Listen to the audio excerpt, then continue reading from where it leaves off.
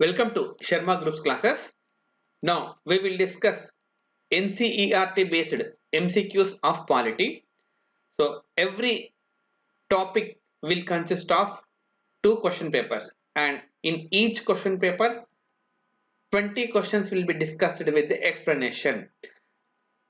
All the aspirants who enrolled for the course already might have received the PDF of this question paper, and I am expecting that all the students already would have attempted the questions. Now those who attempted the questions, please listen this explanation, and those who did not yet touched the question paper, please solve the question paper first of all, then again you come to this explanation. Otherwise it won't help you anyway. And so this is the first question paper that I am giving the explanation, and again I am repeating that each and every topic will have at least two question papers depending upon the nature of the topic, and that means minimum 40 questions.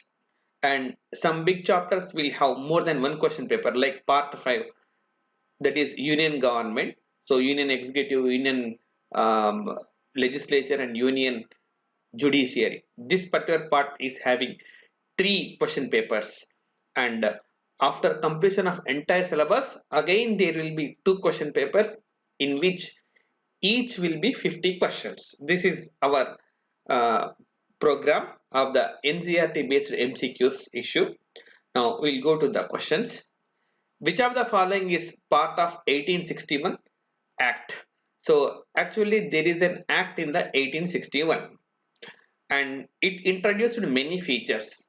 So I clearly discussed it in our regular class. Here we will stick our discussion only to the questions.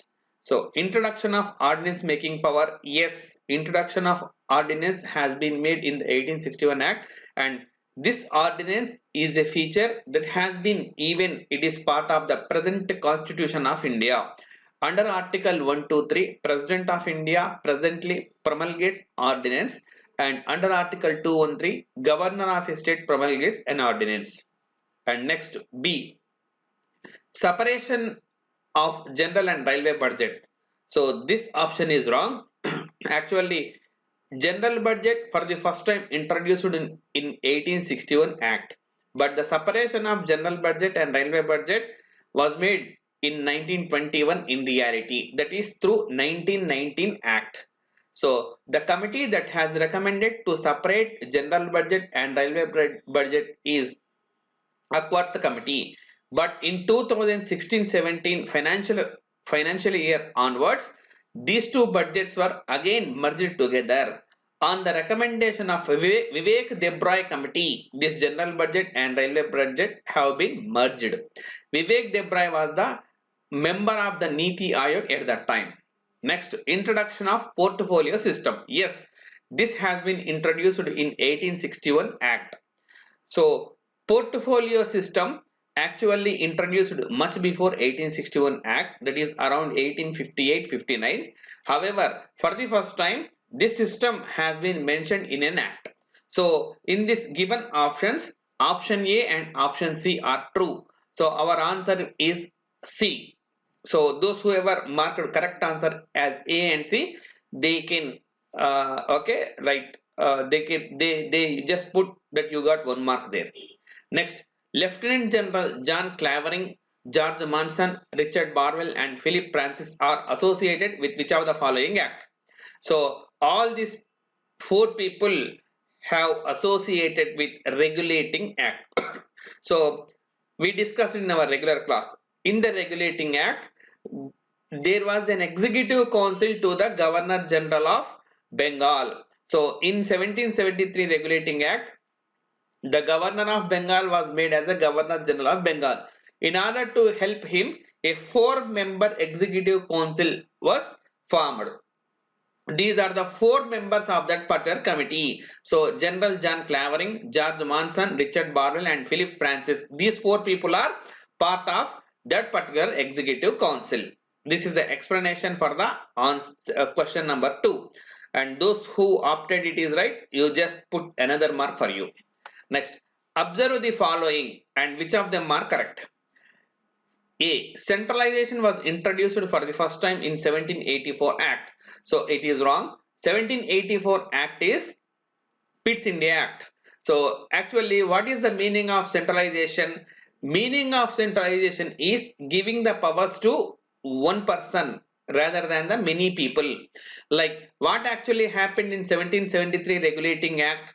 In 1773 Regulating Act, the powers of Bombay governor and the powers of Madras governor were taken and given to the governor of Bengal. Hence, governor of Bengal had been declared as a governor general of Bengal, and ultimately this feature is known as centralization, because earlier powers were there with the three people, now powers have been given to only one person. Such feature we call as a centralization. So for the first time centralization was seen in 1773 Regulating Act. So statement A is wrong, and then statement B, centralization was introduced for the first time in 1773 Regulating Act. This is correct.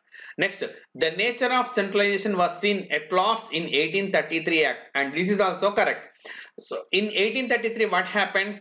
The legislative powers of all governors were taken away and completely given to Governor General of Bengal, and henceforth Governor General of Bengal had been declared as the Governor General of India.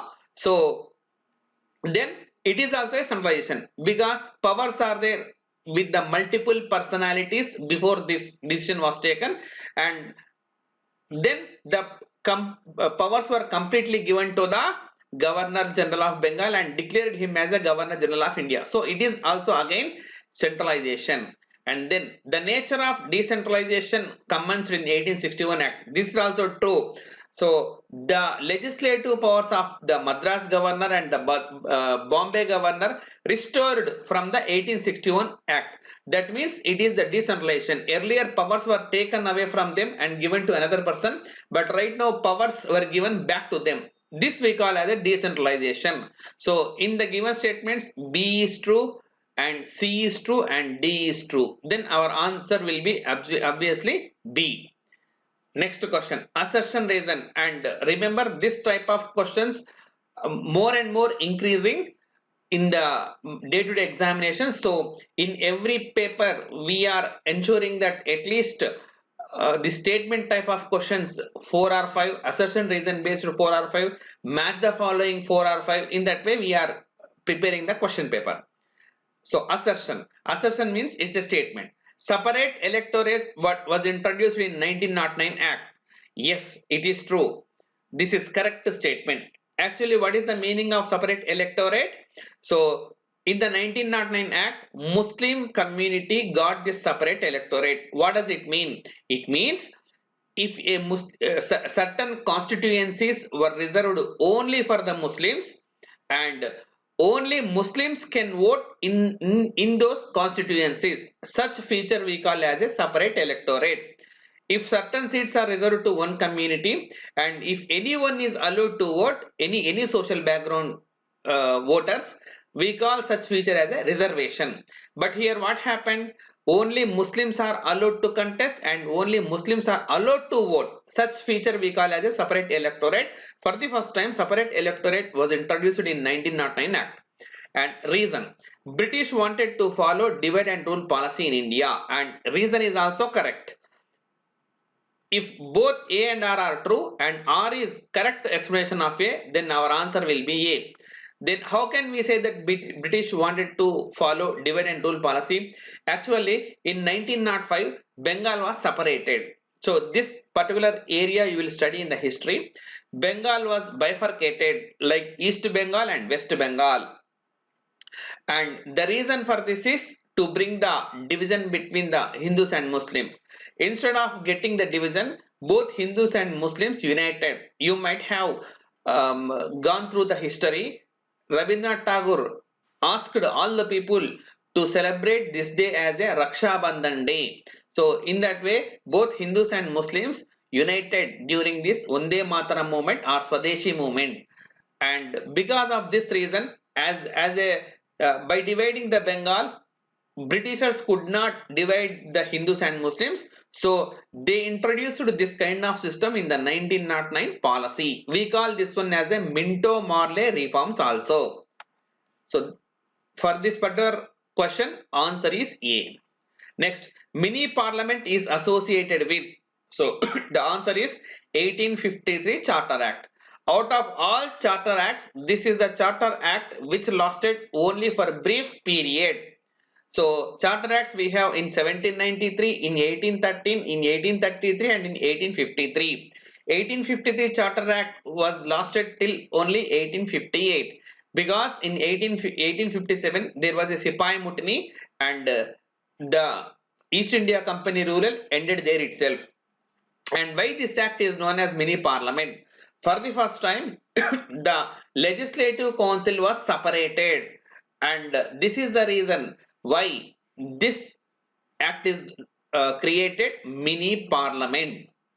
So right now in India we have separate body, separate executive and separate legislature. In order to make the laws we have legislative body in the form of parliament, and in order to implement we have another organ that is known as executive. So this system has got its foundation in 1853 Act. Hence we call this one as a mini parliament also at that time. Next, match the following. Addition of law member. So this is in 1833 Charter Act. Actually, in 1773 Regulating Act, the total number of members of the Executive Council of Governor was 4. But in 1784 Pitt's India Act, it has come down to 3. Again in 1833 Charter Act, the total number of members again increased to 4.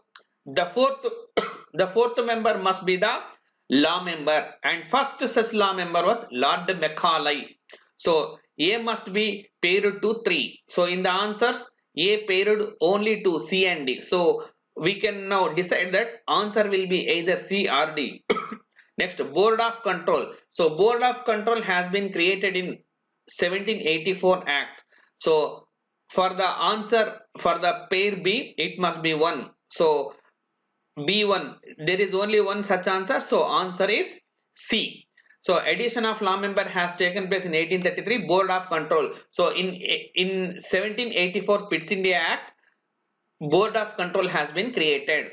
So this act is known as Pitt's India Act because at that time the Prime Minister of British was Pitts, Sir William Pitts. He was the youngest Prime Minister of British as of now. He became the Prime Minister of British at the age of 24. It is a record. And as of now, he is the youngest ever Prime Minister of British.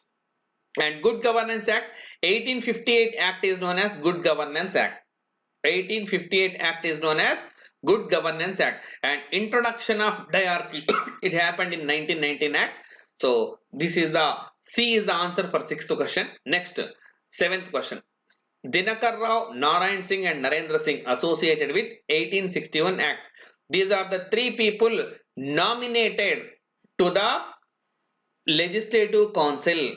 These three people have been nominated through 1861 Act. So, and these are like Dinakar Rao is once upon a time he was the in the service of East India Company. Narayan Singh and Narendra Singh were the like Raja of Patiala and Raja of Benares. Eighth question. For the first time, bicameralism at union level was introduced in which of the following act? Bicameralism means having two houses. So this has been introduced for the first time in 1919 Act. So this is the answer. Answer is D. Next, put the following events in chronological order. So if you have strong hold in the basics, then you can answer such type of questions. Simon Commission was appointed in 1927. Actually, initially there was a commission known as Muddiman Commission, and in the Muddiman Commission, some of the members were from India. However, later on that commission was abolished and Simon Commission was appointed. And Simon Commission does not have any members from Indian side. So Congress asked to boycott this particular Simon Commission. Simon Commission is the first commission in India to recommend a federation for India, and this has been formed in 1927. So separate electorate for 6 Europeans Anglo-Indians, that has been made in 1919 Act. So this is 1927. This is 1919 Act. First round table conference was conducted in around 1929, and separate electorate for Muslims, this has been in Act. So our first one 1909 Act, this D. So D must be the first. So answer will be either B or C or D. So after separate electorate for Muslims, then separate electorate for 6 Europeans Anglo-Indians were declared in 1919. So after D it must be B. So our answer will be either C or D. Then third event is Simon Commission. Then it must be A. So answer is C. Okay. Now we'll move to the next question.